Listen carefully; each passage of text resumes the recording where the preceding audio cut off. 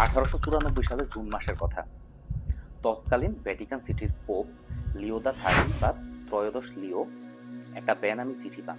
চিঠিতে তাকে জানানো হয় নিকোলাস নটোভিচ নামে একজন রাশিয়ান ভদ্রলোক একটা বই পাবলিশ করতে যাচ্ছেন, যেই বইটা পাবলিশ হওয়ার পরে ট্রেডিশনাল বা প্রচলিত যে খ্রিস্ট ধর্ম আছে তার ভিত্তি ভেঙে চুরমার হয়ে যাবে এবং খ্রিস্ট ধর্মের এত বড় ক্ষতি এর আগে কখনো কোনদিন হয় নাই এই বইয়ের মাধ্যমে যা হবে। এরপর পোপ লিও তার সর্বস্ব শক্তি দিয়ে চেষ্টা করেন এই বইটা যেন প্রকাশিত না হয় তার ব্যবস্থা করতে।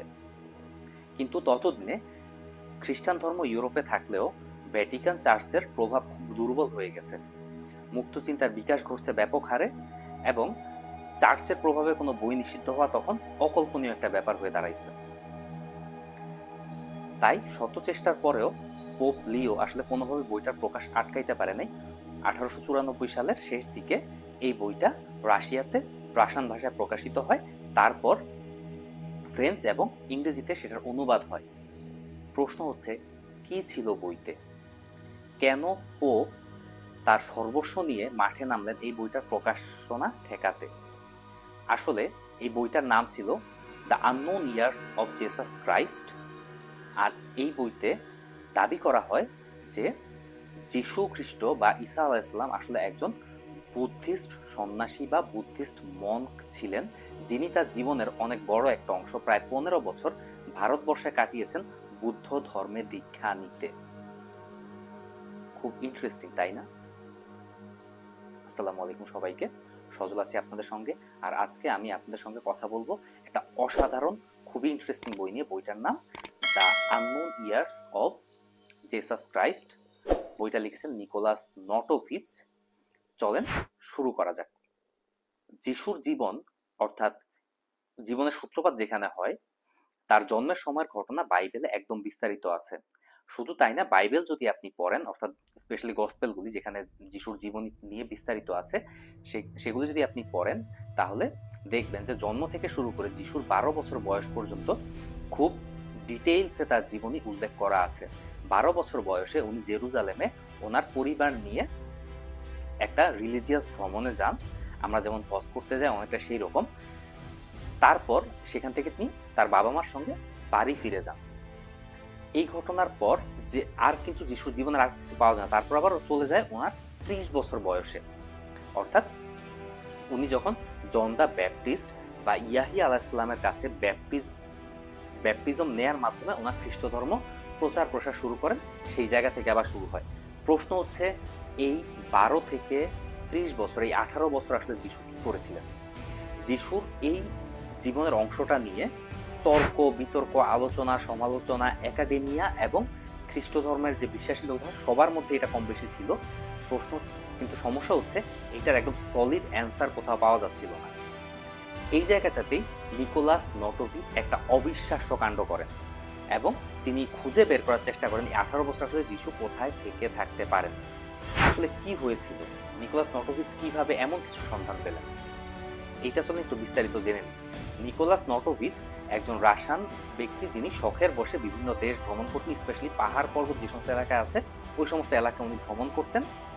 কারো কারো মতে তিনি আসলে রাশিয়ান সরকারের একজন স্পাই ছিলেন, যিনি গোপনে বিভিন্ন দেশ ভ্রমণ করে বিভিন্ন তথ্য, জরুরি তথ্য গোপনে রাশিয়ার যে জার আছে তার কাছে পৌঁছায় দিতেন। তো এখন উনি শখের বসে ভ্রমণের জন্য হোক অথবা গুপ্তচর বৃত্তির জন্য হোক উনি আসলে ভারতে আসেন এবং হিমালয়ান রেঞ্জে অনেকদিন উনি ভ্রমণ করেন। ওই ভ্রমণ করার সময় লাদাখের কাছাকাছি একটা জায়গায় উনি একটা অ্যাক্সিডেন্ট করেন, যার ফলে ওনার বাম পাটা ভেঙে যায়। এই বাম পায়ের ভাঙার চিকিৎসা করার জন্য উনি লাদাখের হ্যামিস মনেস্টারিতে প্রায় 1.5 মাস ছিলেন। এই হ্যামিস মনেস্টারিতে থাকা অবস্থায় ওনার সঙ্গে বেশ কিছু বুদ্ধ সন্ন্যাসী বা বুদ্ধিস্ট মঙ্কের পরিচয় হয়। তাদের মধ্যে একজন ওনাকে প্রায় 2000 বছরের পুরনো একটা বই, বা এটাকে আসলে বই না বলে পেপার স্ক্রল বলা ভালো, কাগজের জারে মোড়ানো যে পেপার স্ক্রল থাকে ওইরকম একটা দেন। ওই বইটা লেখা ছিল মূলত পালি ল্যাঙ্গুয়েজে। পালি একটা ভাষা, অনেকটা সংস্কৃতের কাছাকাছি। হিন্দু ধর্ম বোঝার জন্য যেমন সংস্কৃত জানা জরুরি, খ্রিস্ট ধর্ম বোঝার জন্য যেমন আরমাইক জানাটা জরুরি, আরো ইসলাম ধর্ম বোঝার জন্য যেমন আরবি জানাটা জরুরি, ঠিক তেমনি ভাবে আপনি যদি বুদ্ধ ধর্ম কিছু বুঝতে চান আপনাকে পালি ল্যাঙ্গুয়েজটা শিখতে হবে, কারণ বুদ্ধিস্ট যত জিনিসপত্র থাকে ওরা পালি ভাষায় সংরক্ষণ করে। তো এই পালি ভাষায় যে বইটা পাওয়া যায় ওই বইটাতে টোটাল 14টা চ্যাপ্টার ছিল আর 223টা শ্লোক বা ভার্স ছিল। এখন এই বইতে মোটামুটি যদি আমি এই বইটার নামটাকে শুধু ইংরেজিতে অনুবাদ করি তাহলে দাঁড়ায় লাইফ অফ ঈসা। এখন আমরা জানি যে জেসাস শব্দটা মূলত গ্রিক, যিশুর যে মাতৃভাষা অর্থাৎ আরমাইকে তার নাম ঈসা, এছাড়াও আরবিতেও তাকে ঈসা বলা হয়ে থাকে। তাই সমূহ সম্ভাবনা আছে এটা ঈসা নামক কোন একজন ব্যক্তি বা জেসাসের জীবন সম্পর্কে বলে। এখন আমরা এই বইটা এখন খুব সংক্ষেপে সামারি করি যে এই বইটাতে আসলে কি লেখা ছিল, কি বলা ছিল। এটা যদি শুরু করি তাহলে বলা হয় যে পশ্চিম দিক থেকে একজন লোক আসেন, এটাতে কিন্তু নাম উল্লেখ করেন যে জেরুজালেম বা সৌদি আরব, ইরান কোন জায়গা থেকে আসছে এরকম কোনো নাম উল্লেখ করা হয় নাই। জাস্ট বলা হয় যে পশ্চিম দিক থেকে একজন লোক আসেন, বয়সে তরুণ, এবং তিনি পাঞ্জাব দিয়ে প্রথমে ভারতবর্ষে প্রবেশ করেন। তারপর সেখান থেকে তিনি যান পুরী জগন্নাথে, যেখানে তিনি বেদান্ত যে দর্শন অর্থাৎ হিন্দু ধর্মের বেদের যে দর্শন সেটা নিয়ে বিস্তারিত পড়াশোনা করেন। সেখান থেকে তিনি যান নালন্দায়। নালন্দা ছিল পৃথিবীর তখন একমাত্র বিশ্ববিদ্যালয় এবং বলা হয়ে থাকে যে পৃথিবীর প্রাচীনতম বিশ্ববিদ্যালয় হচ্ছে ভারতের বিহারে যে নালন্দা সেইটা। তারপর বিহার থেকে তিনি যান নেপালে, নেপাল থেকে তিনি যান বর্তমান চীনের তিব্বতে, যে তিব্বতে উনি প্রায় 6 বছর ছিলেন এবং সেখানে তিনি বুদ্ধ ধর্মের উপর উচ্চতর শিক্ষা লাভ করেন। তারপর তিনি আবার পশ্চিম দিকে ফেরত যাওয়া শুরু করেন। এই অবস্থায় উনি লাদাখের একটু আগে যে হেমিস মনেস্ট্রির কথা বললাম ওই মনেস্ট্রিতে আশ্রয় নেন এবং কিছুদিন সেখানে থাকেন। ওই সময়ে ওনার বেশ কিছু বুদ্ধিস্ট মন্ক বা বৌদ্ধ সন্ন্যাসীর সঙ্গে পরিচয় হয়, যাদেরকে তিনি তার জীবনের অভিজ্ঞতাটা বলেন যে তিনি কিভাবে পশ্চিম থেকে এখানে আসেন এবং বুদ্ধ ধর্মের দীক্ষা লাভ করেন। সেই সময়ে ওই বই অনুযায়ী বলা হয়ে থাকে যে তৎকালীন যে বুদ্ধিস্ট মঙ্ক বা সন্ন্যাসীরা ছিলেন তারা অবাক হয়ে লক্ষ্য করেন তারা এই ভারতবর্ষের হয়ে বুদ্ধের এত নিকটতম লোক হয়ে বুদ্ধ ধর্ম সম্পর্কে তত বেশি জানতেন না যতটা বেশি জানতেন আসলে পশ্চিম থেকে আসা এই ঈসা। যাই হোক, উনি এই লাদাখের হেমিস মনস্টারিতে কিছুদিন অবস্থান করার পরে তিনি তার দেশে অর্থাৎ জেরুজালেমে ফিরে যান এবং বলেন যে ওখানে গিয়ে উনি ওনার বুদ্ধের যে শিক্ষা বা দীক্ষা উনি লাভ করেছেন এটা ওনার দেশে উনি প্রচার করবেন। এই ছিল মোটামুটি বইটার একটা সারসংক্ষেপ। প্রশ্ন হচ্ছে বাইবেল বা আপনি অন্য যে কোনো ধর্মের কথা চিন্তা করেন, আপনি যদি বলেন যে অমুক ধর্মের একজন প্রধান পুরুষ ধরেন শ্রীকৃষ্ণ উনি ইসলামী শিক্ষায় দীক্ষিত হয়েছেন, এটা বললে আসলে হিন্দু ধর্মের একজন লোকের কাছে কেমন লাগবে? তো বিষয়টা অনেকটা এইরকমই হয়ে যায় যে এখন ঈসা বা যিশু উনি একজন বুদ্ধিস্ট মঙ্ক ছিলেন, এটা যদি আমরা বলি তাহলে যিশুর শিক্ষা বা এইসব নিয়ে অনেক তর্ক বিতর্ক তৈরি হয়ে যাবে এবং খ্রিস্ট ধর্মের ভিতটা নড়বড়ে হয়ে যাবে। যার ফলে শুধু যে ট্রেডিশনাল যে খ্রিস্টান পাদ্রী বা সাধারণ মানুষ এই বইটাকে অস্বীকার করে তাই না, এমনকি অনেক বড় বড় থিওলজিস্ট, ইতিহাসবিদ, একাডেমিকরাও কিন্তু এই বইটাকে অস্বীকার করে। ইনফ্যাক্ট ম্যাক্স মুলার নামে জার্মানিতে জন্ম নেয় একজন ইংরেজ থিওলজিস্ট এবং খ্রিস্ট ধর্ম বিশেষজ্ঞ দাবি করেন যে তিনি তিব্বতের হেমেস মনস্টারির এক যাজকের কাছে পত্র দিয়েছেন এবং উনি নাকি জানিয়েছেন যে নিকোলাস নটোভিচ নামে কেউ আসলে এই মনস্টারিতে আসেই নাই এবং উনি নাকি যা যা বলছে এটা আসলে টাকা অথবা তার জনপ্রিয়তার জন্য বই লেখার জন্য উনি একটা কল্পিত গাল গল্প এখানে ছড়াই দিচ্ছেন। এইভাবে করে কিছু কথা উনি বলেন এবং এই পুরো বইটাকে উনি অস্বীকার করেন। যাই হোক, মানুষজন খুশি ছিল, ধর্মতাত্ত্বিকরাও খুশি ছিল যে খুব সম্ভবত আসলে এটা মনে হয় একটা মিথ্যা গল্প, নিকোলাস নটোভিচ এটা বানায় বানায় বলছে এরকম। এটা তখন ধরেন 1894 বা তার পরবর্তী সময়। বাট সমস্যাটা হলো 1922 থেকে 25 এই সময়টার মধ্যে নিউ ইয়র্কের বেদান্ত সোসাইটির যে সভাপতি ওনার নাম স্বামী আভেদানন্দ, উনি এই তিব্বতের এই লাদাখের হেমিস মনস্টারিতে আসেন এবং ওই হেমিস মনস্টারির যে প্রধান পুরোহিত তার সঙ্গে বা প্রধান যে বুদ্ধিস্ট সন্ন্যাসী তার সঙ্গে কথা বলে জানতে পারেন যে নিকোলাস নটোভিচ আসলে এখানে আসছিলেন, পা ভাঙা চিকিৎসা করাইছিলেন এবং উনি যে বইটার কথা বলছেন এই বইটা অ্যাকচুয়ালি এখানে ছিল এবং উনি এই বইটা দেখলেও দেখে থাকতে পারেন। বাট কথা হলো যে এই বইটা আপাতত এখানে নাই, এটা এখন আবার তিব্বতের লাসার একটা মনস্টারিতে চলে গেছে। তো যাই হোক, ততদিনে স্বামী আভেদানন্দের অনেক বয়স হয়ে যায় এবং তিনি তার একজন শিষ্যকে এটা দায়িত্ব দিয়ে যান।